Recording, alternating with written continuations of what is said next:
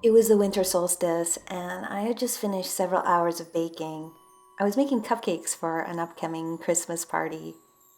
The kitchen was a disaster. It was covered in dough and flour and icing. I don't usually bake, but these cupcakes are the one thing I do well, and my family loves them. So once a year, I roll up my sleeves and bake enough to last until New Year's. It was very hot thanks to all the baking, so I cracked open the back door, even though it was winter and cold out. It was a beautiful night. Snow was falling gently outside in big, fluffy chunks, and everything except the kitchen was looking peaceful and calm.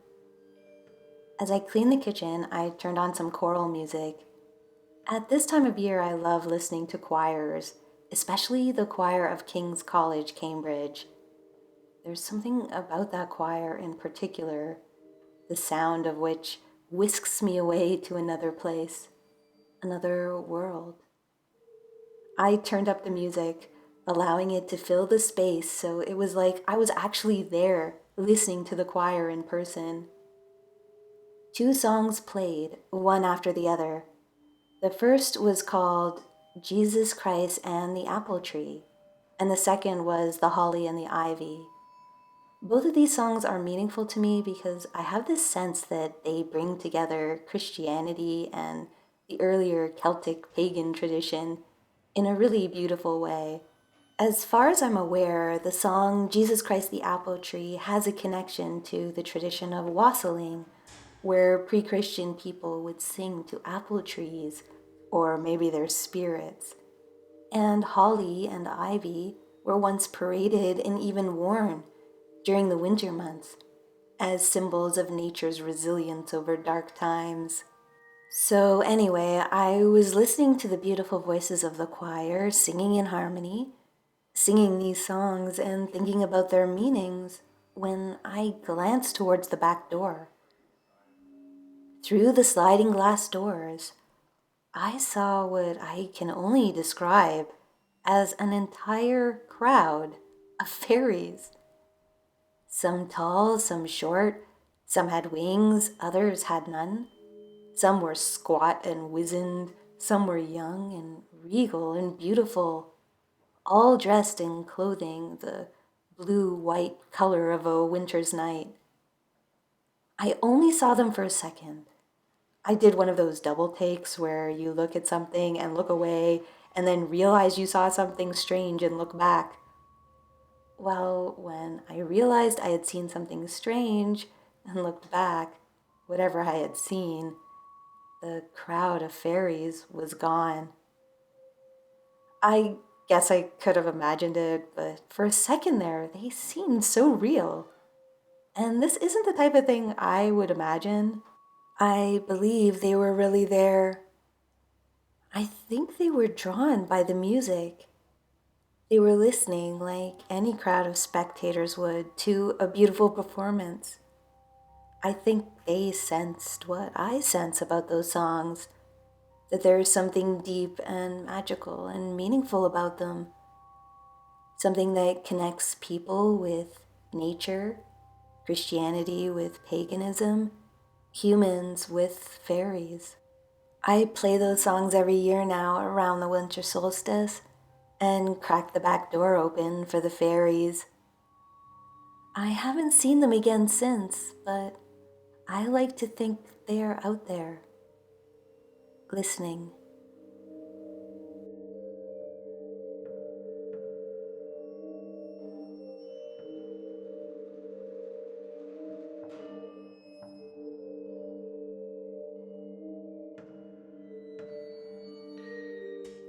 This happened in London, England, a few years ago, around the winter solstice. I was at home setting up an altar for Yule in my bedroom. I had a lovely beeswax candle with gold glitter on it. I made the candle myself by rolling sheets of honeycomb wax in glitter, and I was very happy with the way it had turned out. Whenever I lit it, the glitter would float and sparkle on the melting wax in a way that was very magical. That evening, I lit the gold candle and then turned away from it for a split second. It's hard to describe what happened next.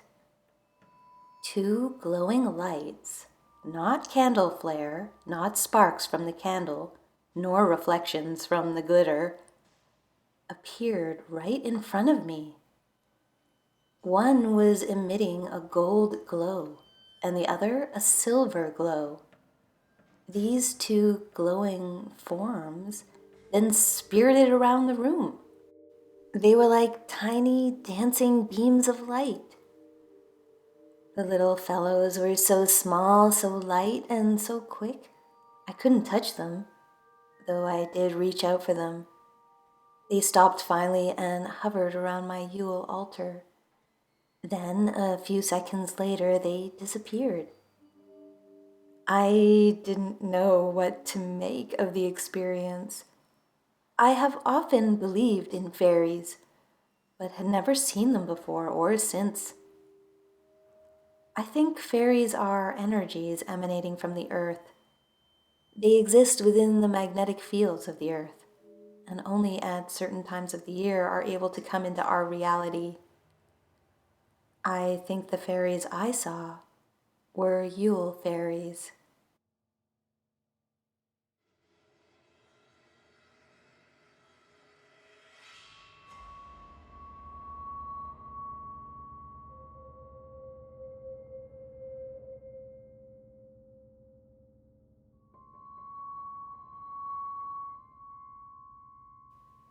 This experience happened when I was a kid in Scotland in the 1960s. My parents had taken me to a Christmas party hosted by some family friends.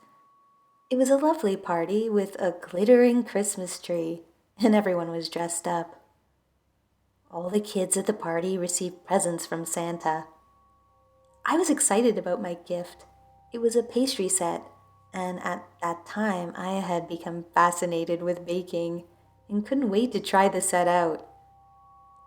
The party was quite late, but I had a lovely time, and when we finally arrived at home, I went to bed pleasantly tired and happy. I put my gift at the end of my bed, excited to use it the next day, and drifted off to sleep. I don't know how long I slept, but sometime later during the night, I woke up for no reason and lifted my head to check that my pastry set was still there where I had left it. It was there, but it wasn't alone. There was a ring of fairies holding hands and dancing in a circle around my pastry set. They were what most would describe as typical looking fairies, with dainty wings and little fairy dresses. Their skin and clothing were pale colored. They were pretty and sweet and not in the least bit frightening. Then one of the fairies turned around and saw I was awake. She seemed surprised, and then they immediately disappeared. That was the last I ever saw of them. I know it wasn't a dream. The memory of the experience is as clear in my mind today as it was then. I don't have an opinion as to what fairies are. I have no idea. But I wish more people could see what I saw that night. I treasure that memory. It is very, very special to me. But I don't often talk about it, as people laugh and treat me as a bit crazy. But I know what I experienced. They were fairies. They were beautiful.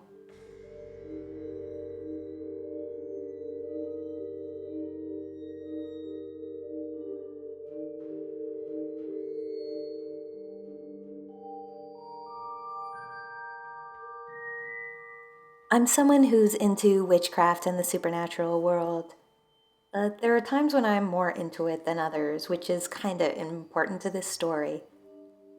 About 4 months ago, I was getting back into researching witchcraft again. And every time I open myself back up to this world, I always have some kind of experience. So, one night, probably after watching one of your videos, to be honest, I was laying on my bed and waiting to fall asleep. But as I lay there, I noticed something in my closet. It seemed to be a faint green glow. I was having a hard time focusing on it. Whenever I tried, it would kind of like disappear, I guess. Like I could look to the side of it and see it with my peripheral vision, but when I looked at it straight on, it wasn't there. As I continued to shift my vision to try to see it again, I realized there were actually two green things in the closet, not one. It looked sort of like a pair of eyes, or maybe two small figures. I watched them for a while with my peripheral vision, while also feeling like I was being watched by them. Soon after, I reached for my phone, hoping I would be able to see them through the camera. Unfortunately, I could not.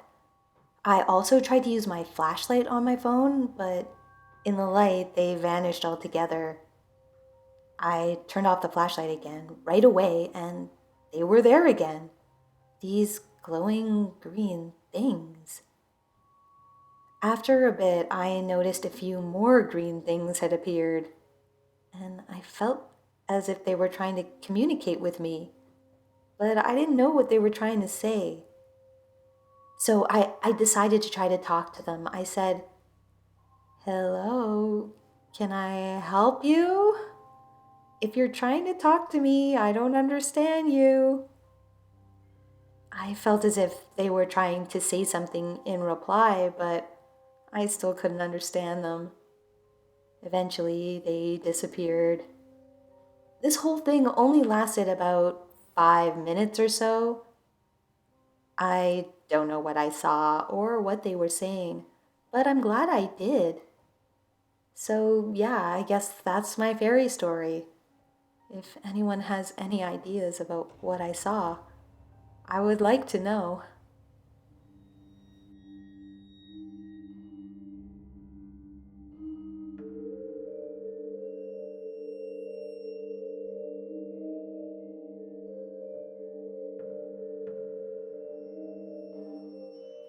I was really young when this happened, maybe 4 or 5. It was Christmas time, and I was up late at night, sitting in my bedroom by the window in our house in the woods. This was in Iowa. There was a clearing in the forest behind our house. My mother would take me there sometimes, and we would leave our food scraps out for the fairies. Thinking back, I always assumed this was something my mother had made up. And yet, my experience does make me question things.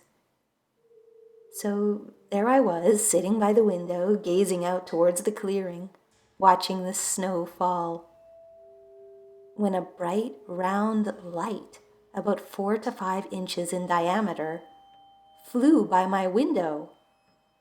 I remember it being fast and very close to the window, which was a second-story window, by the way. All I saw was a ball of light, one ball of light, very bright, about 4 to 5 inches in diameter. Despite its speed, I saw it very clearly. It gave the impression of something, a being, traveling very quickly to some far-off destination. My first assumption was that it was a fairy, and ever since that night, I've always thought back on that moment as the time I saw a fairy. But I guess it could have been any number of other supernatural things. My first instinct was fairy, though.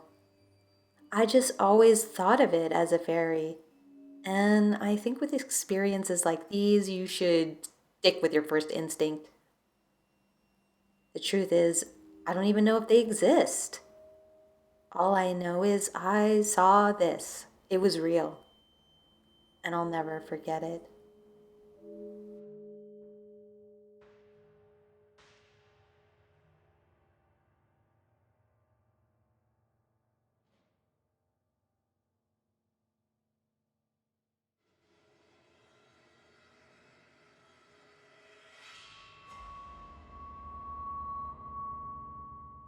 It was the 1970s in the northeast of England. At the time, I was, I think, around 5 to 6 years old, maybe a bit older. In my bedroom was a wooden play box, which I was very afraid of. The reason for this was I would often hear voices coming from inside the box, and these voices belonged to very tiny men, a bit like gnomes who would come and go from the box. This happened over a period of time, and I heard them often. I can still recall the voices, but in describing the men, I'm not at all sure now. I heard them far more often than seeing anything. After moving house, the box was no longer in my room, and I never heard voices coming from it again. I still don't like that box.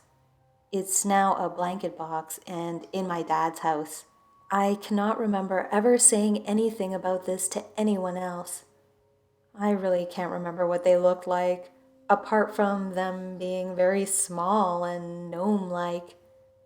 This was the only time I'd ever experienced anything resembling such a small entity, so in my mind as a child, gnomes were the nearest thing to explaining what was going on. I still think about what happened now and again, as I remember how scared I was. But could they have been something else? I don't know. I don't know whether I believe in fairies or not. I did have a number of encounters with the paranormal as a child/teen, and even the odd one now. I would tell my mom when I was little about people and places that I couldn't have known. A bit like past life experiences, I guess. This was not a regular thing, just now and again. So to me, I think of all these experiences as being linked, though I don't know how or why. I wish I understood it all sometimes. And at other times, I think maybe it's better that I don't.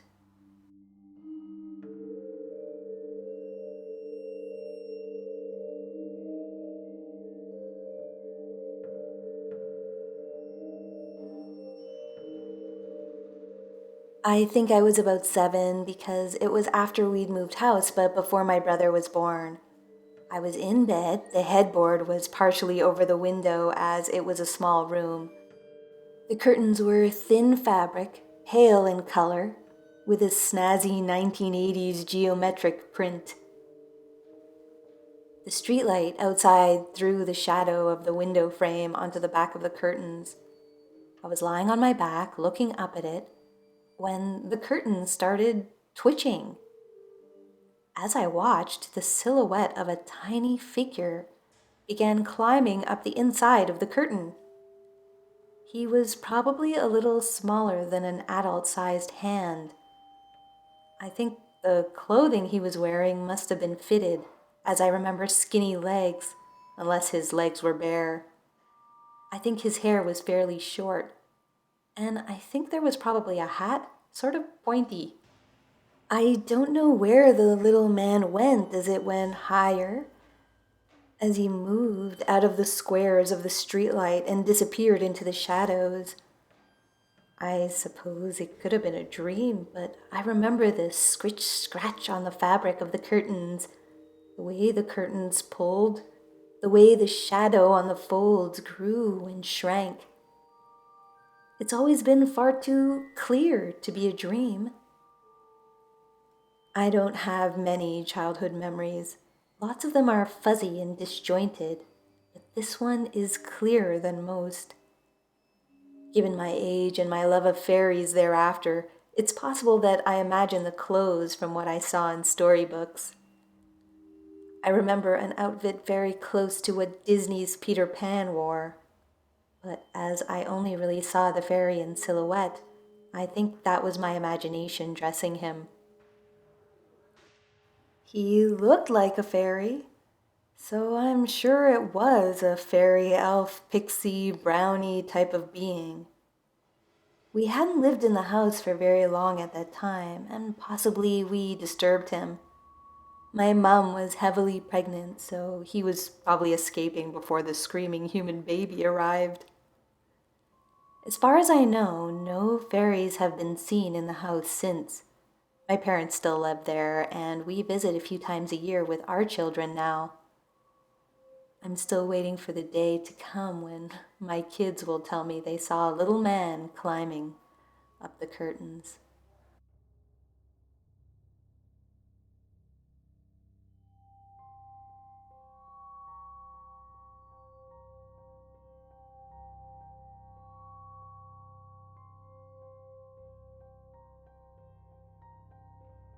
When I was a kid, I lived on a farm.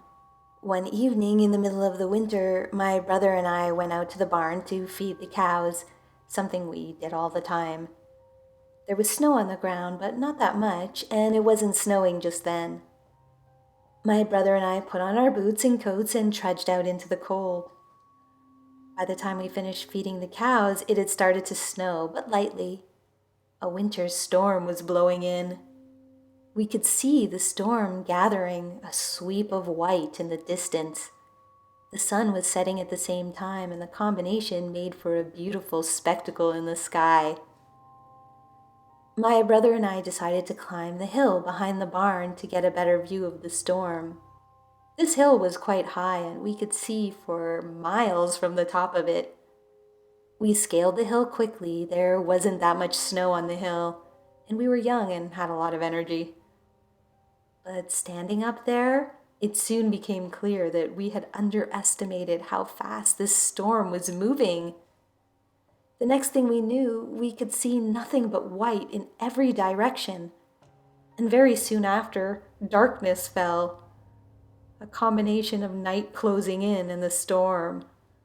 My brother and I looked around and realized we had no idea which direction led back to the farmhouse. Every direction looked exactly the same. We couldn't even find our own footprints in the snow. That's how quickly the snow had descended and how much of it was falling. We could hardly see our own hands in front of our faces. We held on to each other. We were both terrified. The wind was freezing, howling. My feet were so cold in my boots they'd started to go numb. But we didn't dare to walk in any direction out of fear that we would be moving away from the farmhouse and into the endless frozen fields. Then, miraculously, through the snow and the darkness, I saw a light. It was a flickering light, like the light of a candle flame. Then another appeared, and another. I'm not sure if I imagined what I saw next because I was so cold and frightened and desperate to be rescued. But out of the darkness, there suddenly appeared this giant white stag, like something out of a fairy tale. There was a light shining from each of his antlers.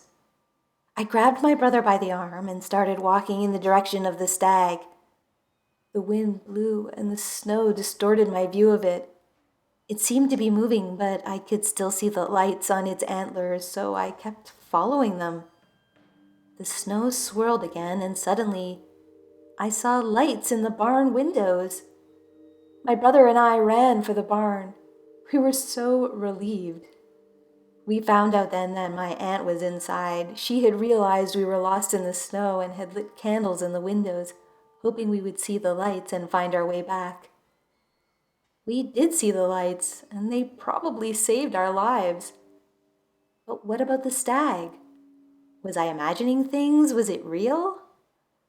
I asked my brother, who was a few years younger than me, if he had seen anything out there in the snow. He was shy about telling me, but after my aunt had wrapped us up in blankets and given us hot cocoa, and we had warmed up a bit, he finally told me. He said he had seen a man out there, all white like the snow, with lights in his hair. So we saw different things. The rational explanation is that we were both imagining things. But the rational explanation isn't always the true one. My brother said the man was a fairy. He was certain of that. And that his name was Deer.